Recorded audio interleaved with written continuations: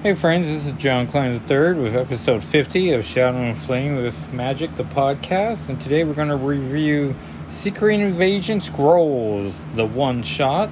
So let's get to it.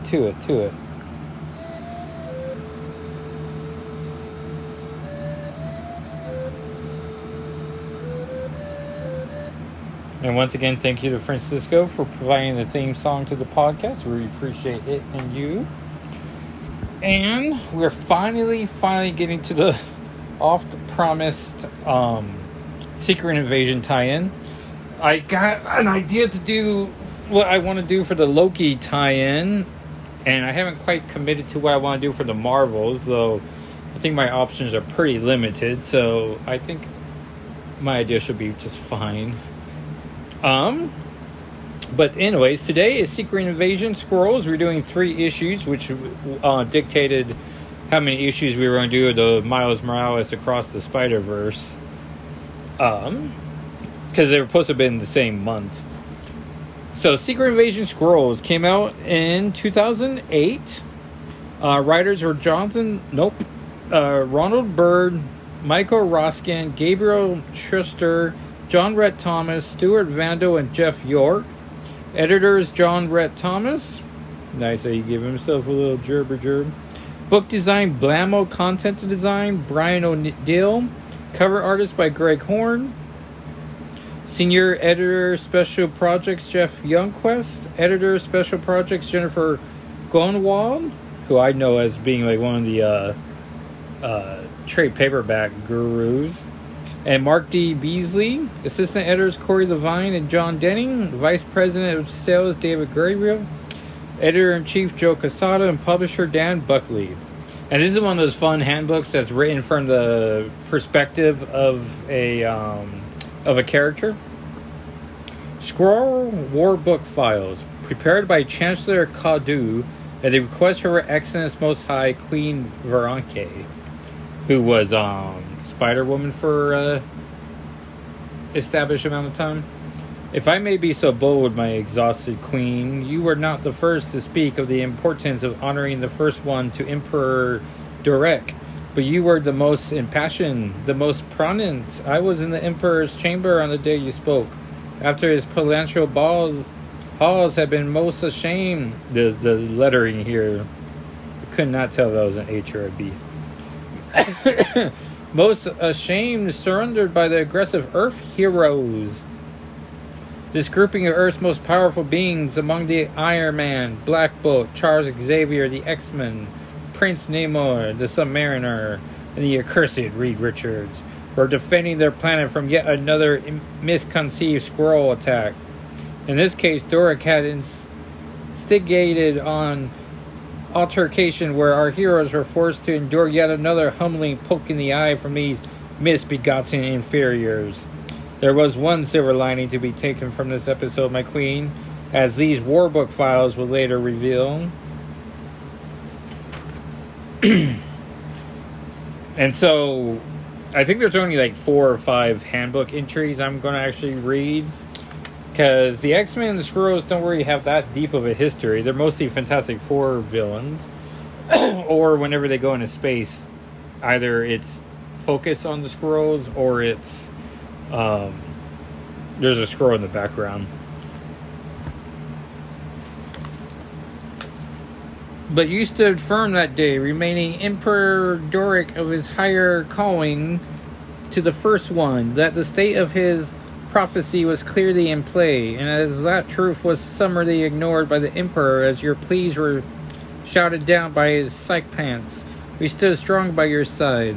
Many of your followers that day were killed in the rebellion, and many were later executed. I was among a few to survive and, in the wake of recent calamities to befall the wayward Skrull Empire, rise again and remind our people that there was one who spoke the truth, one for whom words spoken were prophecy delivered, and that she had most ashamedly been sent to rot on the dusty, forbidden terrain of an exiled planet on the fringe of our most remote systems. But now you are home. Now you are where you should have always been, on the throne of the Skrull power, uniting our people as we have never been united before, under the generous aura of love that he has for us. We who were forsaken are now redeemed, finally and faithfully, with his blessing and with your leadership. Earth will be ours, as it was written, so it shall be. And I should mention again, like, I was almost tempted to watch Secret Invasion, especially with, like, knowing I was going to do these 3 issues, and I just started Invincible on Amazon Prime, and, like, almost done the 2nd episode. It's very hard to watch TV by myself. But maybe, now that I'm actually holding a Secret Invasion comic, maybe I will try to knock out episode 2. And I think this is the last page of... Yeah, here we go. Now, to the matter at hand. This dossier will account for all the relevant Skrull interactions with Earth and the humans that currently inhabit our destined homeland. The history is long and troubled, as Earthlings have proven unfailably stubborn and quite resistant in the face of interstellar attacks, not just those of Skrull origins. Our previous attempts at staging the planet for infiltration have always failed. They've been insufficient in planning, hobbled by the false bravo of various rancid personalities, and always lacking in proper accord of scriptural realities. There is, however, much to learn from these incursions. As you will know, the failures of yesterday hold the key to charting the victories of tomorrow. As our brave scientists on Turnax X put the finishing touches on your bold master plan to infiltrate Earth, I hope you find the information delineated in this workbook file to be most helpful in charting his final victory. It becomes biographical data and analysis on every known Skrull interaction of Earth or humans. All the failures, successes, and incidents in between are broken down for your perusal. Much that happened while you have been in exile, and this historic data will get you up to speed on these events. We are blessed for your rise. He has sent you to perform his will. As it was written, so it shall be. Your devoted Chancellor, Cadeau. So we start off with Princess Anel, and then we go to Hawk Agul from Force Works, and then there's the Akari Imposter, Bartark. Oh, and then there's Conrad K. Group of Skrull mutants, K-class deviants, who fought to rescue their kind from being cold at birth, aggregated for mutant rights. Roster includes Fitz, Goroth, Noro, Riti, Sponge, and Zekan, all of various powers, founded and initially mentored by Professor Xavier the X-Men. On Carplax 4, where Lord Merek's these supplement programs apparently resulted in a higher percentage of mutant births. Carberry K battled Doric, Tyek, and the Purifiers to rescue the X-Men. And references X-Men 95 to 98 and 107, Uncanny X-Men 376 to 379 and 387, Maximum Security, Dangerous Planet, Maximum Security 2 through 3, Bishop the Last X-Men 15, and X-Men Unlimited 29. And then there was The Chosen Fate, 8 of Fate from Thunderbolts 45 to 46, Citadel of Light and Shadow from Uncanny X-Men Annual 11, which is there in the Australian Outback, Contemporary Imposter, so they've been always imposter name people, H. Warren Craddock Imposter, Delia from the Fantastic Four, Prince Dizon, Dorridge, like Dodge, but D-R-O apostrophe G-E, from New Avengers 40, so that's just straight from the initial Secret Invasion kickoff. And then we get a full page of Dire Rafts, offshoot of the deviant Skrull race, which I guess I forget that, but that makes sense with their shape-shifting abilities. Practice sorcery driven out of Andromeda Galaxy by Skrulls, settled in Dark Nebula. Females can suck the life and memories out of their victims when taking their forms. Infiltrated Earth, war with Galadorians ended with most rafts were banished to Limbo. References ROM 1 through 75, of course. and ROM Annuals 1 through 4, Incredible Hulk 262, Uncanny X-Men 185 to 188, Marvel 2-in-1 99, Power Man and Iron Fist 73, Avengers 245, Fantastic Four 277, Nova 17 through 18, New Warriors 60, 64, and 73 to 75, Space Knights 1 through 5. And there's analysis, which now I'm like, oh, maybe I should have read the analysis on this other one for Conray K.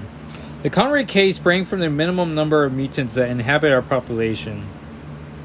After the human mutant Charles Xavier took them under his wing, he remade them in his image, replete with costumes evoking the first class of his own X-Men. But purple and black instead of blue and yellow, or yellow and blue. The primary members, Fitz, Norod, Ritchie, Sponge, and Zakon, consider themselves saviors to mutant kind. However, our intelligence has revealed that Earthlings' own mutants have repeatedly turned on each other like curs, even stripped one another of powers in one recent mutant upheaval.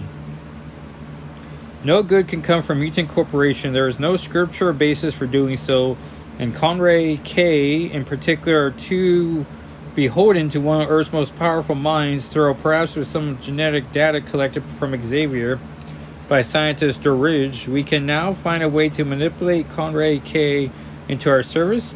That is the only method in which I would recommend using them. But then, when I said that guy... Oh, he's from two different stories. So Diaraphs, and then there's the Emperor Doric 1 from Avengers 133, Emperor Doric the 7th from Mini Comics, Ethan Edwards from Marvel Knights Spider-Man 13 through 18, which was a pretty fun storyline.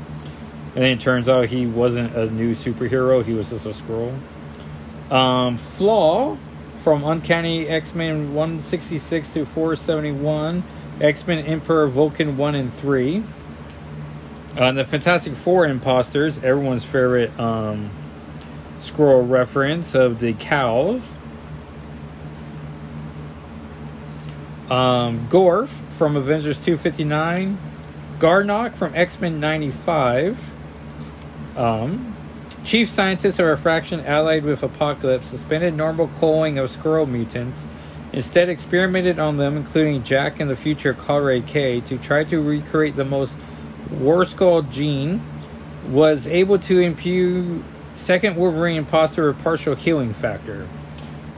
And this is around the 35th anniversary X-Men, the team where Kitty and Kurt joined right when Excalibur ended. Analysis. After the destruction of Throne World, the Skrull people were splintered, and one faction, needing a powerful ally, lowered themselves to brokering a deal with the Earth mutant Apocalypse. The two found common ground in their ideals of genetic purity and the divine imperative of the chosen to survive all things. And when Apocalypse asked them to create infiltration agents with mutant powers, Chief Scientist Garnock jumped at the chance to create the lost War Skull gene.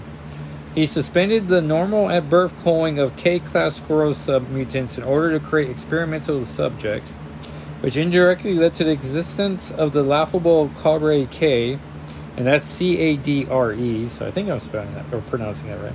And he only had limited success before Apocalypse project fell apart. However, our own head priest of the scientist, Charles, was able to build off Garnock's work to complete his own, and for that we owe him a debt of gratitude. Which I remember when Secret Invasion was coming out, I was like, well, hopefully they do stuff with the X-Men because, well,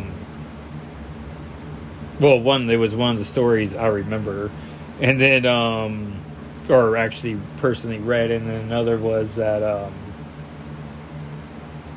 well, it was the building blocks. Like, yeah, like those mutants, or those Skrulls had powers, and it wasn't just Super Skrull powers.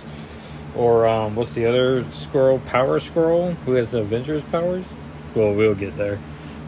This is the Irving Griffin imposter from Marvel Holiday Special 2007. Hagar, the High Judicator from Fantastic Four 206. It's easier to read the ones that have just the one issue. Hero imposters from X-Men 89 and 90.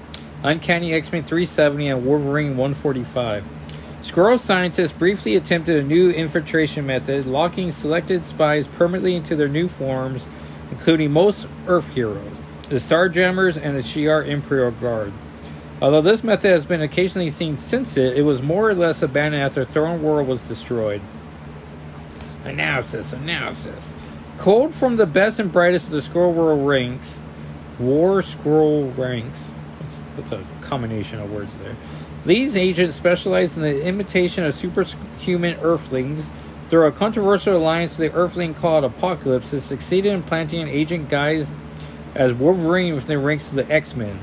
Wolverine's grand ambition appeared to have been the elevation of his species through the destruction of lower humanoids, a philosophy clearly in line with that of our ancient histories. And then there's Hulkling, the inorganic tech droids,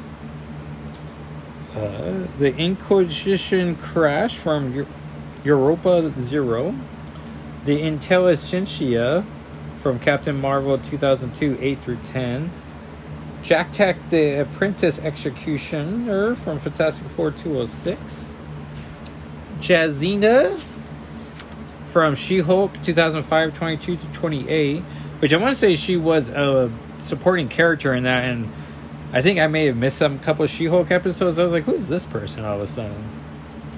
John the Skrull from Wisdom 1-6, Captain Britain MI-13 1-4. I know him a little bit because I was reading Wisdom to see if he would ever make any Kate Pride references, and I want to say he makes very little. Calamari, unfortunate name. Karza from Silver Surfer 14 from 1987. Kurth. Kahodser from Avengers Spotlight 25. Karnak Kiar, Fantastic Four 261 and 262. They really like their Ks in the Skrulls. King's Crossing from Fantastic Four Annual 17. Carvo, She-Hulk 2005 Issue 3. It's also in alphabetical order, I'm realizing, so yeah, there's a lot of Ks. The Corlerians of Crawl 4. Kedrick from Maximum Security Dangerous Planet. Wadsley Korvoff Imposter from Skrull Kill Crew 2-3. Crimnon.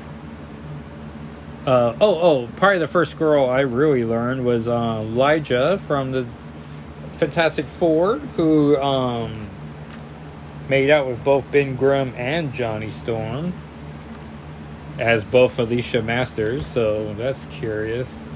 Skylore from Silver Surfer 87 to 2-13. Monstroid from Marvel Team Up 5 and Marvel Premiere 24. Morphex. Morat from Fantastic Four 37.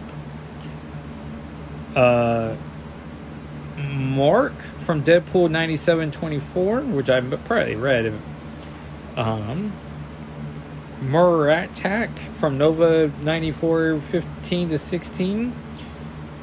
Ninora from Silver Surfer 87 6-31. Oh yeah, the Power Scroll. Here we go.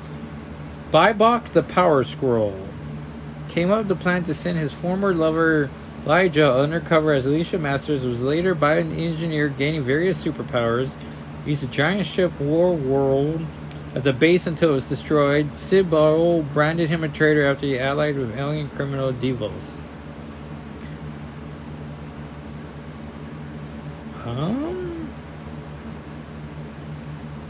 Okay, well, it did not give us his powers.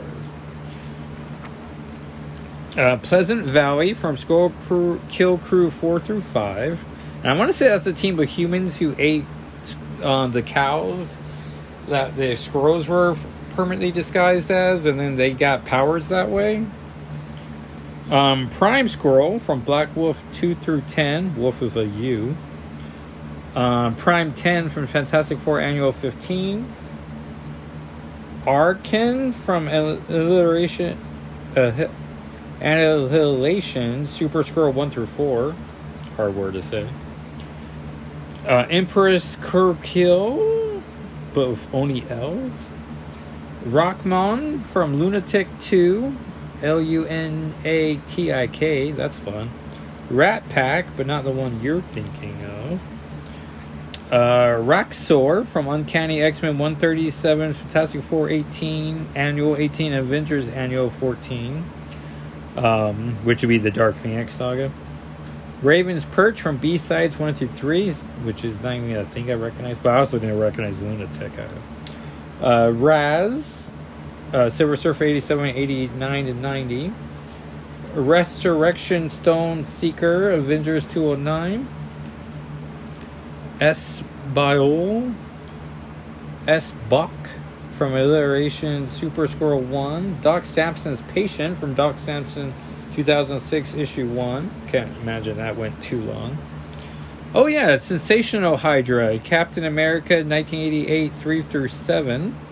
I wonder if that's supposed to be 98, because I recognize the art from this, and it was soon after the Heroes Reborn return. Probably the most Avengers titles I've ever read, because I was reading Kurt Busiek's Iron Man, Mark Waid, Captain America, Kurt Busiek, George Perez Avengers, and then Dan Jurgens and John Romita Jr.'s Thor. And then I think I quickly dropped Iron Man and Thor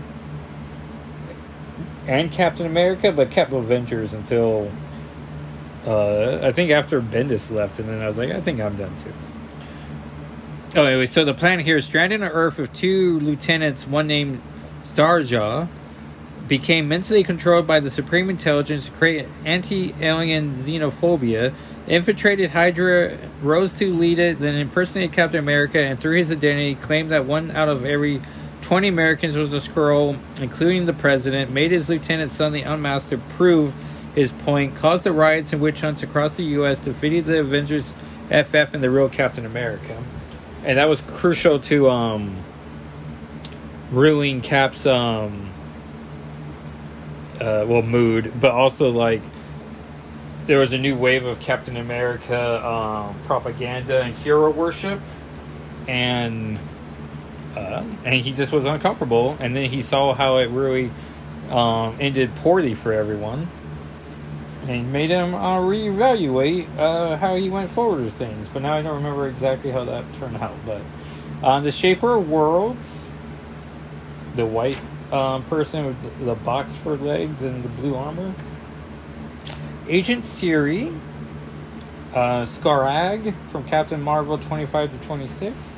Samuel J. Skrull from Impossible Man Summer Vacation Spectacular 2.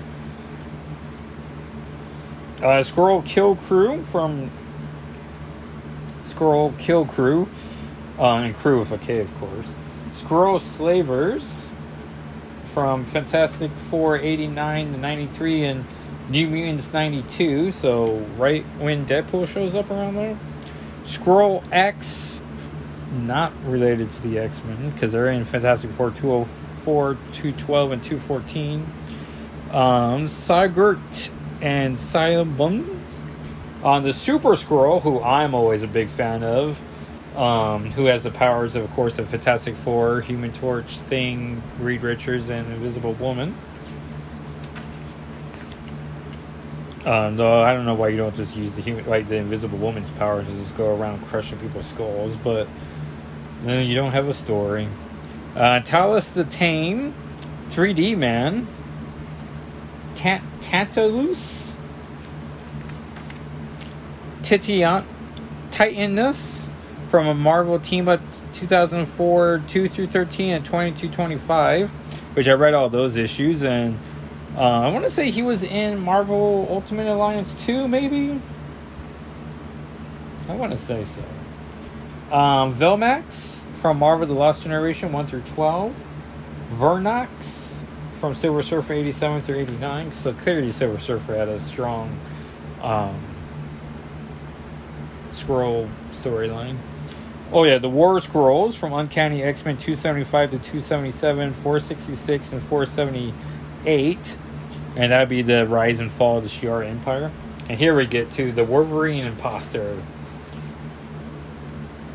Member of Fraction allied with Apocalypse, locked permanently into the Wolverine form and given psychological template to fool telepaths, impersonate Wolverine to hide his abduction and to undermine trust in Professor Xavier.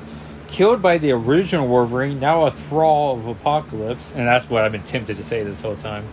But he's that's when he became the Apocalypse Horseman of Death. Skrull scientists unable to fully recreate Wolverine's healing factor abandon plans to insert a second imposter into the X-Men when the team discover Apocalypse's alliance. Analysis. One of the most effective infiltrations in the history of Earth, when the fraction of the Empire had allied with the mutant Apocalypse received a request for an agent to impersonate Wolverine of the X-Men, they had to make sure they had every angle covered. In addition to being one of the most technologically advanced groups on the planet, the X-Men are also incredibly emotionally intimate, not to mention the large number of members with telepathic powers. Chief Scientist Garnock's results were masterful. He used the old-style permanent morphosis in order to keep the agent from possible reversion. He also implanted a variable psychic template taken from the real Wolverine, both to fool telepaths and ensure that the agent's actions, body language, and mannerisms remain as close to Wolverine's as possible. The agent fooled the X-Men for weeks, eating, sleeping, and breathing as Wolverine. The only drawback, a breakthrough that Garnock could not complete in time, was the recreation of Wolverine's healing factor. And that was the agent's downfall. Although using Wolverine's agility to avoid harm most of the time, he was unable to survive a lethal sword wound to the chest. And after his demise, the X-Men studied the body and eventually uncovered the truth. Garnock was eventually able to recreate a less powerful healing factor for a second Wolverine imposter that was ordered, but when the X-Men located our base, the project was scrubbed and Apocalypse moved to the next phase of his plans. It's important to note that after studying the agent's body, the X-Man known as Beast created a chemical gas with the ability to transform Skrull soldiers back to their true forms. The gas has limited effectiveness, but I would still be wary. If we make any move against the Earth's mutants, we should take steps to neutralize this possible avenue of discovery. And then that reveal didn't show up until Secret Invasion X-Men. But then I was like, hey, they're referencing that one X-Men or Skrull story I read. And the fun thing about this page is that it has Kitty Pryde in it, so I'm going to use this page as the promotional page when I post the episode on Twitter. Wilcox, Oklahoma, from Marvel Westerns Kid Colton, the Arizona Girl, issue 1, which now I'm tempted to read that because Arizona represent. X-Men Imposters 1 from X-Men First Class 6. Too bad it wasn't Wolverine First Class. X-Men Imposters 2 from Fantastic Four 249 to 250, which if you saw Scott Clumbish's amazing Fantastic Four, what was it, issue 7 and 8, where he drew every single character that ever showed up in a Fantastic Four comic, and so there was 2 Colossuses and 2 Storms and 2 Cyclopses and 2 Nightcrawlers. I want to say that was everyone.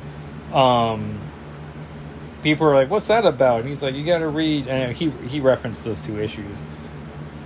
And of course there was no Kitty Pryde on that cover, and the one I thought was one of the Circus Siphon, maybe? I don't know all the Circus of Evil characters. There are Zavin. Oh, sorry, back to the handbook. So Zavin Zor from Thor 214 and 215. Yorak from Silver Surfer 87-6. Zabiak and Miran, Avengers Annual 14. Zancor. Zancor. Zedral. Kursu Zon from Marvel Lost Generation 2 and 4. And that was it. We did not end on a high note. The Skrulls kidnap their king. Now the Inhumans strike back. Secret Invasion Inhumans. A new 4-issue limited series from Heroes writer Joe Pulaski. Avengers Initiative 16, introducing the new Skrull Kill Crew. Dan Slott, Christoph Gage, Stefano Cassari. Cover by Mark Brooks. Always fun to see who was making comics in 2008 and who's still doing it. The Skrull checklist. Skrulls have been active since the very dawn of the Marvel Age of Comics, with their first appearance in Fantastic Four 2, igniting a string of interactions with the heroes of the Marvel Universe. The list below gathers virtually all Skrull appearances in Marvel Comics and organizes them in alphabetical order. An accompanying list notes which collected editions include Skrulls as supporting characters, or even better, as the bad guy. So that's pretty fun. So you have X-Men First Class hardcover, X-Men Emperor Vulcan trade, Uncanny X-Men The New Age Volume 5, First Forsaken, 4 being the number, X-Men Masterworks Volume 5 hardcover,